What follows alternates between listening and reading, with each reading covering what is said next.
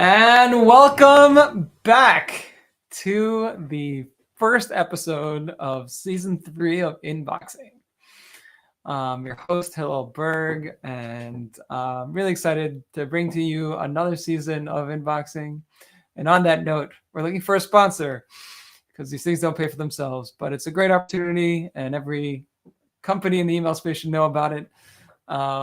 It's a great way to get yourself out there. So please reach out if you see this, and you can pass on to your boss if you're working for one of these companies. But yeah, it's a great opportunity to get your brand out there and push it forward and get yourself some new clients. So please reach out. And that's that. It's a little about that. Let's get to today's guest. Today's guest really intrigued me because I first discovered her on a LinkedIn post that she did after she did a live talk. She gave a class at Inbox Expo in Felicity last summer. And she just talked about like the experience that like she gave this class, and then she got back to her seat afterwards, and her phone's like blowing up. And so here we are, about 6 months later. And I'm really excited to have her on. She's been very gracious about the whole thing. And so anyway, without any further ado, please welcome Emilia Tanase. Hi. Hey. So thanks for having me. For sure. It's really my pleasure. And I thank you for being, gracious enough. Coming on live is not easy. Thank you for inviting me. It's my first live experience, as I was telling you earlier. So yeah, no, for sure. And I really hope we'll get a little essence of what you bring, and that's the whole point of it. So let's just jump in and hear your amazing story. So so could you just tell us a little bit, introduce yourself, who are you, where'd you come from, and what's the journey, how did you end up on Inboxing podcast about email marketing? yes, so I'm a Romanian gal. I was born in a really small town around Bucharest, the capital of Romania. And I unofficially started my copywriting career back in high school. I think I was 16 or 17 years old. Um, and it was the year where my mom got really sick and my dad got laid off from work. So we were in a very bad situation, my family and I. And it kind of got me thinking, what can I do to kind of help out? Maybe I can earn some extra money on the side. And also, I was a teenager, so the fact that our finances were a bit rough at the time, I wanted to be able to earn my own money and not ask my parents for that any longer, especially in a time like that. So I went on the internet, of course, and I Googled how to make money as a high school student. And the first things that popped up were like, oh, you should wash cars or like tutor people and stuff like that. But I couldn't really do any of those things. I mean, there was no way for me to wash cars in that city, like no one would do that. And then tutoring people, there were few opportunities for that because again, it was a small town. So I don't know how, but I landed on this website called Craigslist. And on Craigslist, people post all kinds of weird ads about, oh, we have this washing machine that we want to sell, or we need someone to come and do our painting for the house. So in between all of those ads, I found someone was requesting a copywriter to write their about page for a newspaper. And, I was passionate about writing. I have always been writing stories, fiction stories in my own free time. And I was like, hey, I can write. Maybe I can do this. And I applied to that job and I got back an email. I was outside with my friends and he just said, hey, we'd like you to do this page. We'll send you $20 or $40. I don't know how much it was. Can you do it by tomorrow? And I was like, oh my gosh, by tomorrow, I don't know how to do this. I said yes to the job. And then Another Google search led me to Copy Hackers, Joanna Weeb's platform where she teaches copywriting. And that night, I remember I was like binge reading all the articles there on, what conversion copywriting is and how to do market research and all these things. And I was like, oh my God, how am I going to do this by tomorrow? But somehow I did it. I got my $20 or $40. And it all started from there. Then I discovered Upwork, and obviously on Upwork it's a lot easier to find gigs. It's all about gigs. It went really well. Like I was earning quite a lot of money for someone my age back then. And then, yeah, I did the worst thing ever because I stopped. I stopped using Upwork and I stopped writing copy because finals were coming. I was supposed to go to university and I just didn't think copywriting or freelance copywriting would be a viable career. I just thought that I, got lucky with making money that early on and stuff like that. So I went to university. I specifically picked a module that had, a course that had a module about copywriting. We never ended up doing that module for some reason. Maybe I misread, I don't know. Um, but yeah, it was around that time when I realized, hey, I think what I was doing in high school was a really cool thing and I shouldn't have stopped. So yeah, I finished my degree, and then once I got back home to Romania, I started. It was, I think COVID was in full blown back then when I started. I was doing it part time, copywriting, because I was still finishing my degree. And then, yeah, I think this year was my first full time year of being a copywriter, actually. So that's the gist of it. All right, cool. Um, all right, what piqued your interest, particularly about email? That brought you to the Inbox Expo where you gave your Right. talk. Yeah, so I think the thing I love about email the most is the fact that you can see results really fast. So you can send an email right now and see how well it performs within the first hour. I like that validation of, was my market research strong enough? Were my ideas catchy enough? And stuff like that. The market will tell you a lot quicker than they would with other forms of copy. And not only that, but I also love the intimacy of it, of being in someone's inbox. You can really create relationships with people that way. Whereas if you are writing Facebook ads, for example, I really hate writing Facebook ads. Like, don't ask me for that. Um, it's more of a transactional effort, really. Like people click and they either buy or they don't. But with email, they either buy or they don't. They either respond or they don't. They open each and every one of your emails. So it's a lot more depth to it. I love that about it. And it's also the fact that it's your own platform, so you have people's email addresses means you can email anything. Like you can get really creative.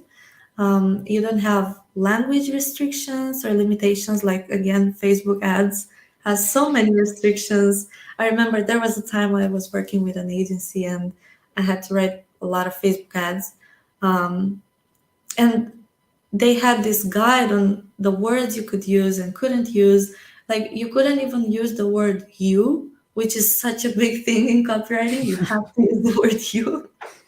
And that was crazy to me. I didn't want to, have to think of ways of not using you because I had already formed my style and my way of thinking about copywriting.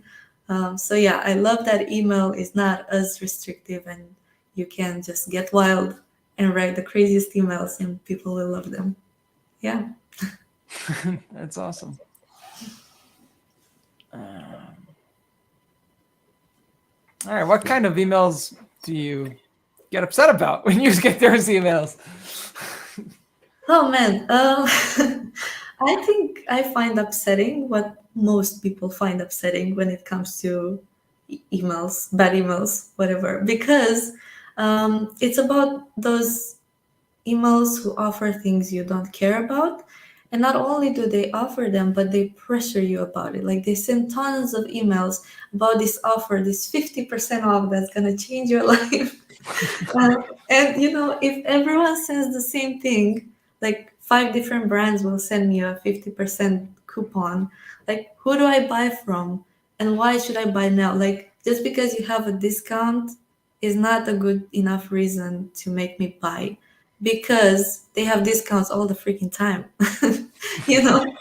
So there's really no incentive there for me, at least, and I know for a lot of people also.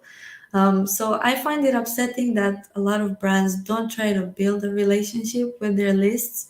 They don't entertain you. Like when I open my inbox on my phone, there are a few people I'm subscribed to, and I'm sure we're gonna get into this later. That I always read their emails, even if I'm in the doctor's office waiting, or like trying to buy something at the store. Sometimes I find myself reading their emails because they are entertaining, and they're a part of my life. In the same way that you would be reading a, I don't know, I don't want to say newspaper. I guess who reads newspapers?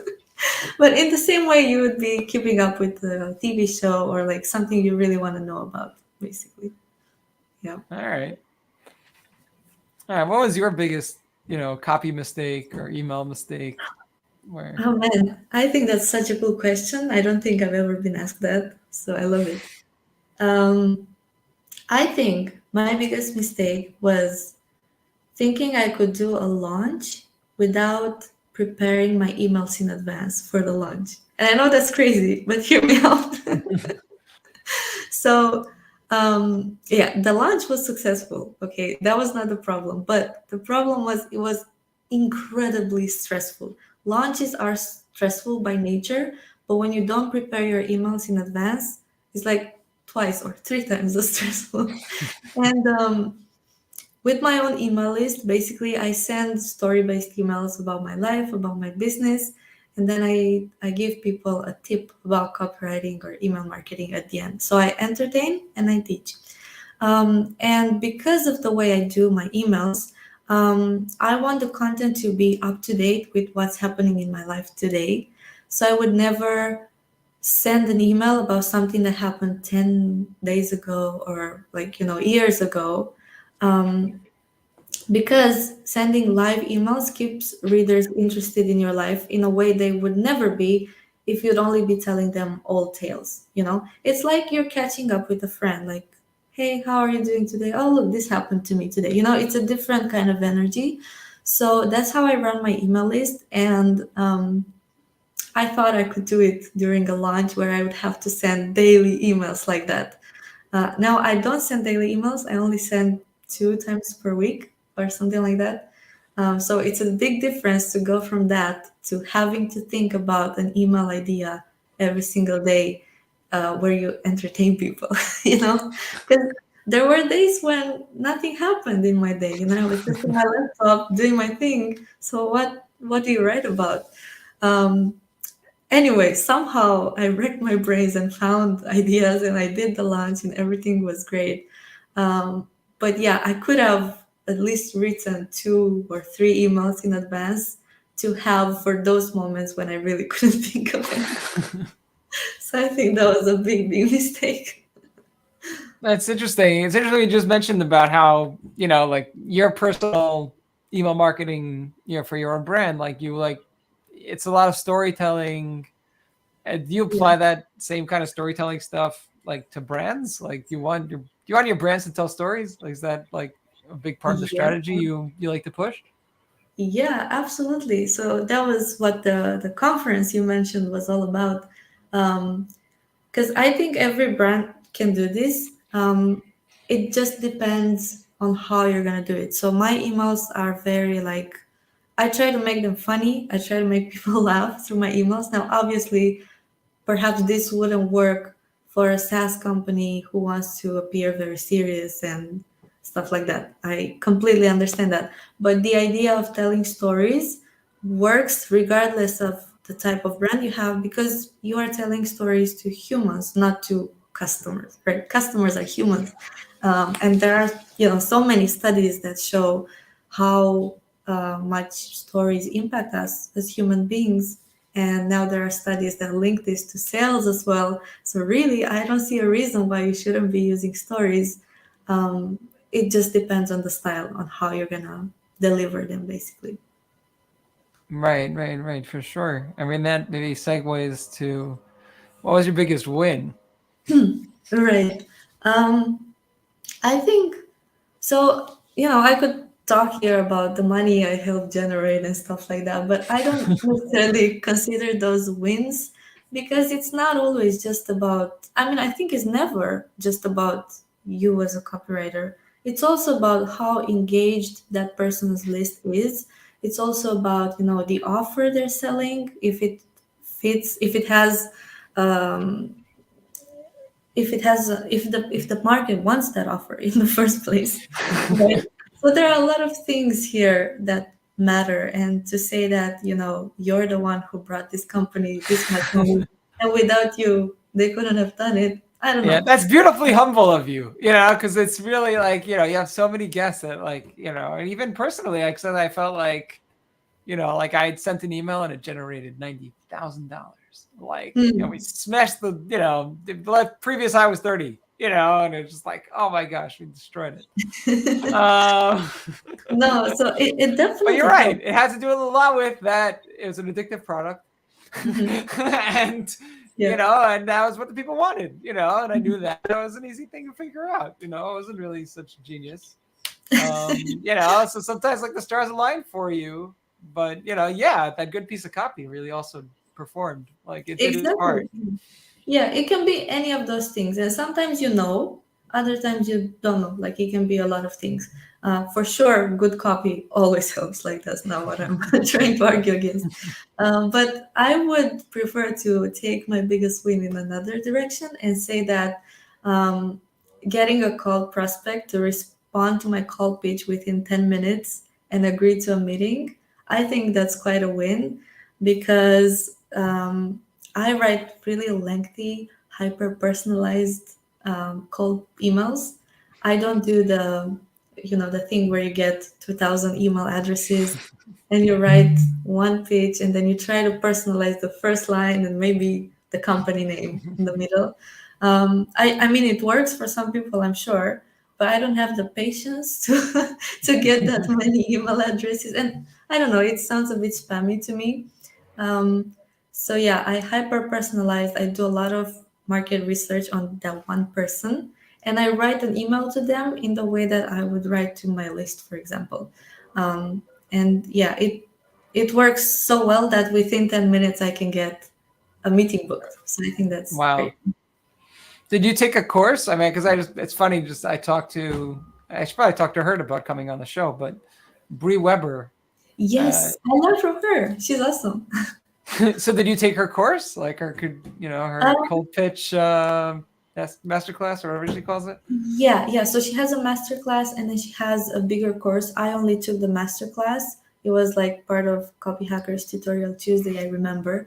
And that was enough for me. Like she provides really good value in that master class. So I just applied it over and over until I got to a point where things got easy and I can see what I have to do to make it work for me. Yeah. That's amazing. Mm. That's awesome. Uh, all right. Yeah. So you mentioned like struggling, doing the launch, and then you're like stuck. Oh shoot! You have to write, a whole series of emails for the next week at least. So yeah, like where do you get copy ideas? Yeah, so for my own emails, I generate ideas from whatever happens in my life, obviously.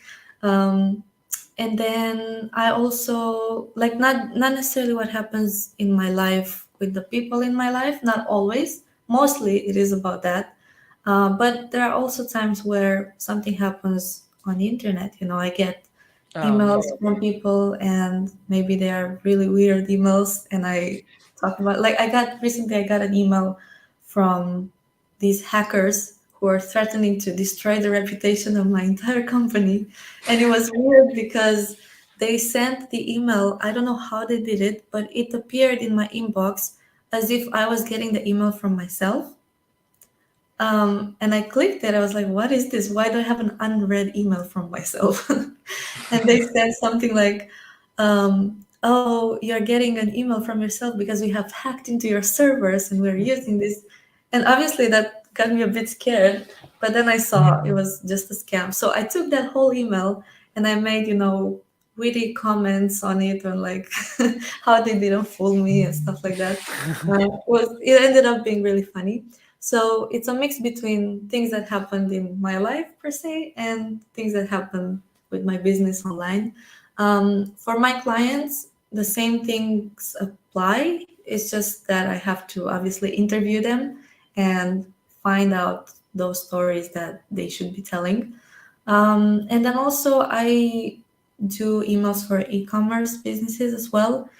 So here, some of my clients like to use stories, others don't. And for those who don't, um, I check very good emails, like every ecom copywriter does. And I get inspired by the things there. I analyze what others are doing and try to find my own spiel on things and try to get creative. So yeah, those are the main ways of getting inspired. For sure, for sure. I had a follow up. I'm blanking on it. But we'll get to the next question, and then we'll circle back. Okay. So, what brands do you like? To follow and get their emails and for inspiration. You feel like they're smashing it. Like Ecom brands, are we talking? we can talk about ecom. We can talk about SaaS. I was curious also. Now I remember what my follow up question was about. Like when Okay. you're working with brands, like is it usually you're building automations or you're building, campaigns on an ongoing basis or Hmm. like It's both. So when it comes to ecom businesses, what I get asked to do most of the time is automations and auditing automations as well. But I also work with a lot of personal brands, and that's where retainers come in place. So I write all their emails for the month, for example, stuff like that. So yeah, it's a mix of both. okay. And what are your favorite brands in the inbox? Yeah, right. So I talk about these brands so much. I am convinced people think I work with them in some way, but I'm not, I promise. It's called Four Sigmatic, and they sell mushroom coffee, very unique product. And I just think their emails are great. Like, they're Did you doing the say mush? whole, I'm sorry, just clarify. Did you say mushroom coffee? yes, that's what I said. Okay. All right. You want to explain to our listeners what is mushroom coffee? It doesn't sound like Yeah. coffee. It doesn't sound appealing. Yeah. So they're not putting shiitake mushrooms in the coffee. It's different types of mushrooms, like lion's mane and chaga, like mushroom that had a lot of properties for health reasons, for the brain especially. And no, it doesn't taste like mushrooms, even though it has mushrooms in it. But yeah, it's a really unique product. I use it every day, and I use it every day, honestly, because their emails and their customer service are just top notch, out of this world. Like Are they honestly, Romanian? no, I think they're Finnish. Yeah, Oh, really? Okay. Well, in Finland, they have plenty of mushrooms also. And yeah, why? yeah. And they're in English, the emails and everything, so everyone can go check them out. But the whole concept, because I know Valentin Radu, he was a guest here as well, and his whole thing is customer value optimization, right? Um, and I always give these guys for Sigmatic a shout out for doing customer value optimization so well. Um, for example, there was a time where I ordered a bunch of things from them, protein powders and coffees, and it was a pretty big offer, a pretty big Order. cart that I had ordered. Yeah, and I think I accidentally added a product I didn't want. And so immediately I messaged them, hey, I would like to cancel this order because I messed something up. Um, Unfortunately, they were very busy at the time, like they were getting tons of emails. So they didn't get back to me until my order had already arrived at my house. and they were like, "Oh, we are so sorry. Like, here's a full refund." I was like, "What do you mean? Here's a full refund? Who does that, right?" Um, so yeah, I basically had free coffee and protein for that month, and like, Wow. And it was like a whole order, and it was just one item in there that you really didn't want, and that was the whole reason why you wanted to yeah, cancel. But like it already arrived. I feel like yeah, that's what it's becoming, you know? Like I've had similar experience with Amazon, you know, hmm, like yeah, like I bought deodorant. Oh, we want to return it. Oh, you can't return it. Just keep it. It's like yeah, and it's like shocking. It's like, really? What's the world mhm. coming to? Because they care so much about your Yeah, happiness as a customer that brand they don't. reputation is really, really important. And Exactly. yeah, and the opportunity to wow the customer, it's worth more. Like you know, to get you to go to a store and have to ship the whole thing back, you Hmm. know, is a big pain. You know, Yeah. and then you got it for free. Like you'll write that up. I mean, don't try this. I mean, yeah, definitely not to take advantage or anything, but I just think they're a really cool brand for doing these things. And then their emails are really funny all the time and different from everything else in my inbox. So I love Four Sigmatic. I also like Vivo Life. Vivo Life, they sell protein powders, I think. And their emails are very personal. So every time I open is their CEO emailing me, and he has like a story about how he's doing cold showers and how healthy it is for him and stuff like that. So it's a very personal approach to how they do emails. I love that. And there's also Surreal Serial, which are in the same spectrum, like very funny emails. They have quite a witty persona there. So someone was saying at some point, they had a testimonial from this girl, Linda, who was saying, "Oh, your cereal tastes like unicorns and rainbows." And the reply was like, "No, Linda, it does not taste like unicorns and rainbows. It tastes like berries because it's made of berries." Something like that. So yeah, I love stuff like that. Right now, for sure. I mean, I think what you're touching on is like, oh, it's almost like necessary, like D2C brands, like smaller companies, to show a lot of personality in the inbox, like to have fun with the space Yeah. and try things and be fun and funny. Mm-hmm. One of the guests I really wanted to have on was, and it didn't work out, but she actually wrote all her answers. So I have this like amazing blog post in essence. But this woman Ashley from Chubby's Shorts. Mm-hmm. Yeah, what happened was she was going to be a guest, and then they got acquired, and then she couldn't be. Oh, bummer. Yeah, but yeah, because they're doing great copy. It was hilarious, and you know, and they sell such a product that's like really a summer product, but like they have it going on all year round. And Mm-hmm. every email Mm-hmm. is like so much fun. It's like you opened like a fun party bag or something. Like Yeah, exactly. I love that. right, yeah, just don't take yourself so seriously, and you know, and have fun, and engage your audience. You know, if it's fun for them to open the email, they'll open your email. You know, like you'll Yeah. engage them, and then when they need shorts, they you know, they got value. Like a laugh is value. You know, you Oh, got them. yeah. Yeah, And yeah, life like is in a world where TikTok videos are so watched, like everyone on the planet, right, watches TikTok videos, humor and the way we consume humor has changed recently. And you can no longer send plain emails like, "Dear customer, here is your discount code. Please buy," for stuff like that. Because people are expecting you to talk differently in a way. Plain stuff doesn't work anymore. for sure, for sure. And like what I think, yeah, Liz Willits, who I had on, you know, she talks about this. I've seen a few times. Like that, everyone's human. You know, Mhm. like even if you're B2B, you're still talking to another human being. Yeah. So, and it's actually interesting. I think is like a lot of times humor is the expectation. Mhm. Yeah, it's all about the expectation. So, like if you're a gas company and no one's expecting a joke in there, and then you just like slip one in, it's like Yeah, hilarious. It's like you won the internet that day. Like, because no, exactly. yeah, like that's not what people expect to see. You know, your Dropbox or your whoever you are, LinkedIn, who knows? But yeah, it's a lesson. for all whoever working for you, just you can have it up, like have fun in the inbox, make it fun for your customers, and if you yourself are having fun, then probably they are also.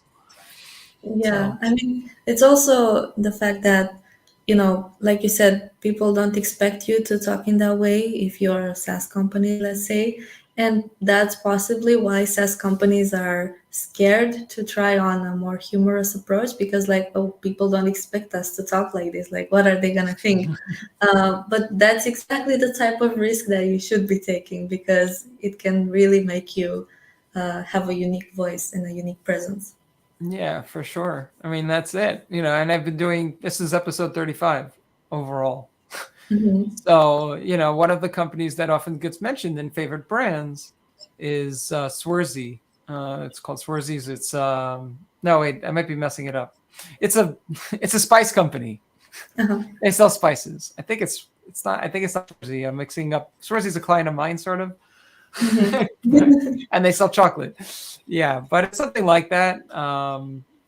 And yeah, and it's just amazing. Like they sell spices like a million other people on the internet, but like because they create such a unique brand voice and create such a following, they're Mhm. super liberal. That's like Yeah. super, and proud of it, and obviously that gets them that whole liberal crowd. It's if it can be a few 100 million people. So good, you Mhm. didn't do anything wrong. You might have pissed off another 50 million people, but Yeah, you yeah. gained another 50 million. And same to the companies that I do, like, oh, don't write that. Don't put that in the newsletter. Take that out. No, it's okay. You can show a little bit of, who you are, and it's not gonna, and some people won't subscribe, and it's okay. And Yeah. other people, maybe they'll pass it to 5 friends, because it's good content. Yeah, it's a And calculated risk at the end of the day, but it's that's calculated. So, 100%. Do you have like templates and frameworks, and like, maybe like it'll follow up because I have it. It's like coming up. Maybe we'll skip that question if I ask it now. But like with ChatGPT, mhm. like I've been using Chat. Last week I like discovered ChatGPT Mhm. because Chase Diamond, who we all friend of all players, he published like these prompts where you Mhm. just put in, like fill in product name, fill in what the qualities are you want to emphasize, fill in, Yeah. yeah, you just like, yeah, it's like, it's it spits out this like awesome content. Like, Yeah, yeah, yeah. like my clients like product pages like now have like from 10-word descriptions to like a paragraph of text that like is is awesome. Mhm. So Mhm. I'm thinking like, like copywriters have had these templates forever, like these Yeah. different ways of writing. Yeah. So yeah, just Um, go. I don't even know where the question was, but yeah, there's a lot to unpack there, I think. So ChatGPT, oh boy, has it been a buzz about it. And for good reason. I mean, it is awesome. Come on, we have to agree. It is pretty freaking awesome. um, is it gonna take over our jobs? Maybe. Some of us, like, especially if you are just starting out now and your way of writing copy is to just take one of those frameworks like the PAS and write based on that without personality, without anything, like that's easily replaceable with ChatGPT. So what you want to do in this case is start developing a unique style on one hand, and on the other hand, to start building your authority in the field of copywriting and marketing, because then people would be buying for you as a brand. They would trust you as an expert.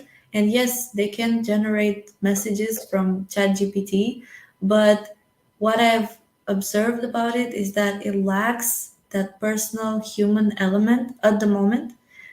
So I tried, for example, writing an email with it in my style, a story-based email. Um, and it did it, but it wasn't anything great. Like I wouldn't have sent that email. So at the moment it's still not there. You cannot use it to do a lot of crazy things that we want to do with email.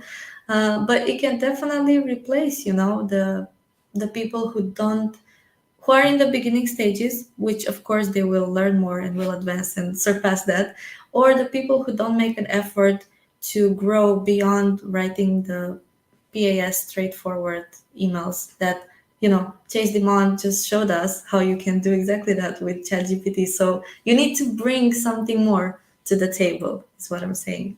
And oh yeah, if I use templates and frameworks, you asked me. I Yeah. hate templates. I really, really hate templates because they stump on your creativity and they kind of put you in this box that you have to follow.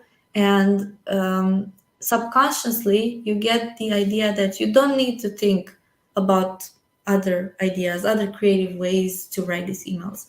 Whereas with a framework is just a way of guiding your message, but not from a creative point of view. So like the PAS, problem, agitation, solution, but it doesn't tell you write a problem from this point of view or from this perspective. You have to figure that out, right? So yes to frameworks, no to templates, basically. And ChatGPT is okay. Still, we can do our job still as long as we bring something else to the table, which is, developing a unique style, most Right, likely. like each of us has like their own voice and way we write, and okay, you mentioned like you tried it to like you feel like if you gave it the right prompt, like it could come really close to what you would want to write. Yeah, it did, but I had to edit the prompt a lot before I got there. So in that time, I could have Uh, written everything, you know. right. Yeah. Yeah. No, that's all right. Cool. Yeah, it's some good stuff. What's this one? All right. Who are your favorite copywriters to follow? Either LinkedIn, Twitter, Hmm. or or the internet in general. I mean, Joanna Weeb and Copy Hackers definitely is top of the list. But anyone else? Yes. So I would say Daniel Trussell definitely had such a big impact on my career this year, because that's when I discovered him mostly. But his style is so unique, and he tells obviously story-based emails. And I learned from him a lot of this stuff. And then I found a way to bring my own voice into the mix and, differ from the way he does it in that sense. But he's had such a big influence on me. And yeah, I just think he's a copywriting genius, if not, a genius, because he speaks a bunch of languages. Like he speaks Japanese and he taught it to himself. I don't know. He's just a really smart dude, and I love that. There's also Chris Orzechowski that I follow because he also brings this idea of personality-based emails in e-commerce. He's kind of the pioneer of this movement, and I love following him and learning from him on that front, on the e-commerce front. There's also Ben Settle, and of course Joanna Weeb, whom you already mentioned. So yeah, I could name more, but these are the four most important people in my inbox. All right, that's a good list. I'll have to put it together. And, Okay. Do you have any favorite tools? I mean, or books, or or is it all just like internet, stuff? so when I started, of course, I read like all the beginnery books for copywriting and stuff like that. But right now, I don't read copywriting books anymore. I think I've, mastered the basics, and now I can just try to bring my own thing into the mix. However, I'll tell you the coolest tool I have at the moment, and I'm not affiliated in any way, but Daniel Trussell, whom I mentioned earlier, has this new subscription newsletter. It's called Adventures in Copyland, and it's only, I think, 4 or 5 issues in, but oh my god, like it's the best thing ever. Like every month I'm getting this new tactic that's from a completely different perspective. So I'll give you an example. He talked about the price anchoring method. So where you say how this course should cost 4,099 whatever dollars, but today I'll only give it to you for $10 because I'm nice. That method doesn't work anymore. Like everyone can spot that it's a technique there, and it doesn't grab you as much. So he came up with this completely different approach. It's quite complicated to explain here, but I like the fact that he is kind of revolutioning these things.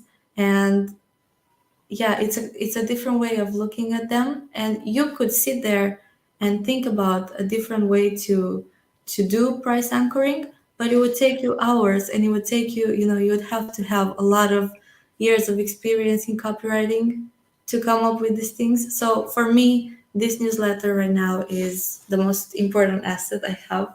I'm learning a lot by using it. Yeah. That's awesome. Hmm. Okay, so you are, yeah, like we're all in the same kind of business, but like, you're doing emails, but their web copy looks like something different. Like you're creating this brand voice on the email side where, that's not, they're doing on social, it's not all matching. So how do you manage that? Or I mean, the question really is how important is for brands to have one single voice? Um, I think it's important in the sense that it creates something known as parasocial relationships. And this is what the whole talk in Valencia was about. And for those who don't know, a parasocial relationship is the type of relationship you have with someone on a TV show, like a character or a celebrity. Like you would find yourself thinking about them, and oh, I wonder if they're still together with so and so, as an example. And the fact that they popped into your mind, but that person doesn't even know you, that's called a parasocial relationship. And you can do this when you show up with one voice and one style of doing things online, you're with your brand. But I also think there can be multiple ways of showing up. So for example, I built my brand based on three characteristics of myself. um, I can be a very shy person in certain situations, and when that happens, ridiculous things will happen. Like I will respond to someone's question in a very weird way because I'm shy, and you know, and then I can also be very confident in other areas of my life.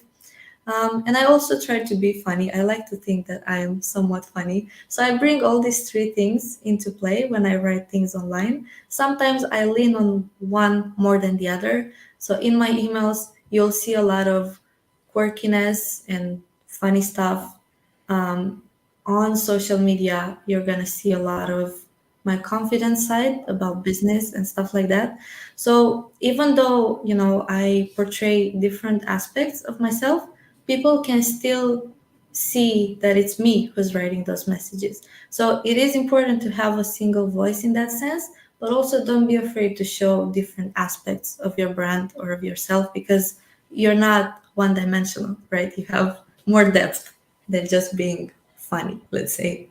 All right. Yeah, what parts of email copywriting do you find the most challenging? Um, I think it's ideation. So coming up for ideas for campaigns. And I'm relating this particularly to e-commerce because it's easy to look on very good emails and see what other people are doing and do the same thing, but it's more difficult to see what they're doing and then try to find a different approach to it. So yeah, I try a lot to do things differently and write unique emails for my customers, for my clients. But sometimes, it's hard to reinvent the wheel, and it can take longer for ideas to click in my head and be like, oh, I got it. Other times it's very easy. I just sit down and write. But I think that's the most challenging. It's not that challenging, but the most fun. Right now, it's hard. I mean, we're in like sort of the same business, and yeah, like just coming up with like a month worth of if it's 3 campaigns a week, like Yeah. that's like 12 campaigns, like, or like that. Mhm.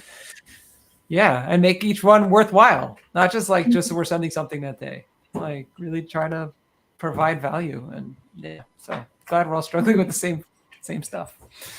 Exactly. All right. We sort of have reached the end, I think. Hold on. Oh no. I'm looking to see if there's any questions I've missed. Not really. But I kind of just want to feel like, I don't know. You can go. Do you know who Yanatori Aspraki is? No.